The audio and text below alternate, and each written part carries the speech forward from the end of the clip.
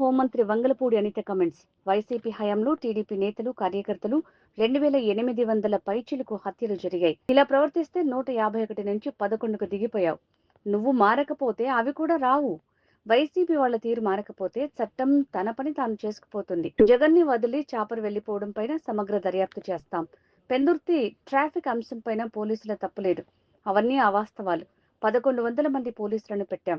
జగన్ వెళ్లే ప్రాంతం చాలా సెన్సిటివ్ ప్రాంతం. ప్రజలకు ఎటువంటి ఇబ్బంది లేకుండా ఉండేందుకు పెట్టాం. హెలీప్యాడ్ దగ్గర సుమారుగా 250 మంది పోలీసులను పెట్టామండి.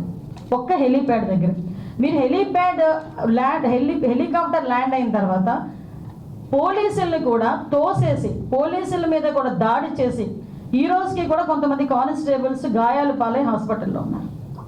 అంటే మేము అక్కడ కనుక గట్టిగా మాట్లాడి గట్టిగా మేము ఏదైనా ప్రొటెక్ట్ చేస్తే పోలీసులు మమ్మల్ని అడ్డుకున్నారు అంటారు. మేము అయినప్పటికీ కూడా ప్రొటెక్ట్ చేయడానికి చూసినా ఒక విఐపి అక్కడ ఉన్నారు, అక్కడ మీ ఎక్స్ సీఎం ఉన్నారు, అతని ప్రొటెక్షన్ మా బాధ్యత అని మా పోలీసులు ముందుకు వచ్చి 250 మంది పోలీసులు ఓన్లీ ఒక హెలీప్యాడ్లోనే ఉంటే వాళ్ళని తోసుకుంటూ నెట్టుకుంటూ దాడి చేసి మొత్తం అందరూ కూడా హెలికాప్టర్ దగ్గర చేరుకున్నారు. మీరు ఒకసారి ఆ ఫోటో మీ అందరికీ షేర్ చేస్తాను. ఒక ఫోటో డ్రోన్ విషయంలో ఒక ఫోటో ఉంది.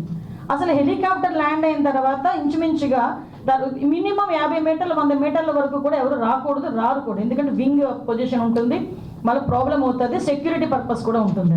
అంటే వాళ్ళు మాకు వచ్చిన కొంత మరి సమాచారం మేరకు అక్కడికి వెళ్ళి వీళ్ళు కూడా హెలికాప్టర్ని ధ్వంసం చేయడానికి కూడా సిద్ధపడ్డారు. ఎందుకు ఇవన్నీ జరుగుతున్నాయి? తిరిగి అతగాడు హెలికాప్టర్ నుంచి వెనకాతలకి హెలికాప్టర్లో వెళ్ళకూడదు, అతను బై రోడ్ వెళ్ళాలి. దానికి ఏ రకంగా చేయాలని ముందస్తు ప్రణాళిక అంతా చేసుకున్నారు. పైగా ఈరోజు పోలీసుల్ని మీరు తప్పుపడుతున్నారు. అక్కడ పోలీసులు కూడా అక్కడ హెలిప్యాడ్ బ్యారికేడింగ్ దగ్గర కూడా చాలా క్లియర్గా మేము చెప్పడం జరిగింది. ల్యాండింగ్ టైం చూసుకుంటానండి అక్కడ దగ్గర మనకి అతను 11:04 నిమిషాలకి అతను ల్యాండ్ అయ్యారు. ల్యాండ్ అయిన తర్వాత చాలా క్లియర్గా అందరూ కూడా మొత్తం అందరూ కూడా లోపలికి వచ్చేసి అతన్ని ఇబ్బంది పెడితే పోలీసులు వాళ్ళందరినీ కూడా తోసుకుంటూ విఐపిని తీసుకొచ్చి కారులో ఎక్కించి పంపించడం జరిగింది. పంపించిన తర్వాత వీళ్ళు ఏమన్నారు, ఆ విండ్ షీల్డ్ ఎక్కడో క్రాక్ అయింది, ఒక ఎయిర్ క్రాక్లా కనిపించింది, అబ్జర్వ్ చేశారు. అబ్జర్వ్ చేసిన తర్వాత అది ఎప్పుడు జరిగిందో తెలియదు, ఎలా జరిగిందో తెలియదు. కానీ వెళ్ళేటప్పుడు మేము అందులో హెలికాప్టర్లో వెళ్ళలేం కాబట్టి మేము బై రోడ్ వెళ్తాము. మీకు అరౌండ్ అంటే మాకు ఇన్ఫర్మేషన్ ఇచ్చిన తర్వాత ప్లస్ హెలికాప్టర్ పైకి వెళ్ళడం 12:42 నిమిషాలకి బై రోడ్ కన్ఫర్మ్ అయింది. 12:42 నిమిషాలకి బై రోడ్ కన్ఫర్మ్ అయింది. 12:56కి చాపర్ టేకాఫ్ అయిపోయింది.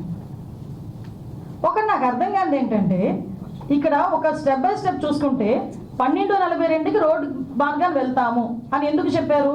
హెలికాప్టర్ చాపర్ వాడు పైలట్ మేము మళ్ళీ పైకి తీసుకెళ్ళలేము, మాకు ఇబ్బంది అవుతుంది, టెక్నికల్ ఇష్యూస్ ఉన్నాయి కాబట్టి అతను ఏ ప్రోటోకాల్ ప్రకారం చెప్పాడు, ఏ టెక్నికల్ బేస్డ్ అని అతను చెప్పాడు, లేకపోతే అతను ఎందుకు ఇబ్బంది పడ్డాడు తిరిగి విఐపిని తీసుకెళ్ళడానికి, ఇది ముందస్తు ప్రణాళిక, లేకపోతే అతను వన్ సైడ్కే చాపర్ మాట్లాడుకున్నాడా, ఇవన్నీ కూడా మనం ఆలోచన చేసుకోవాలి.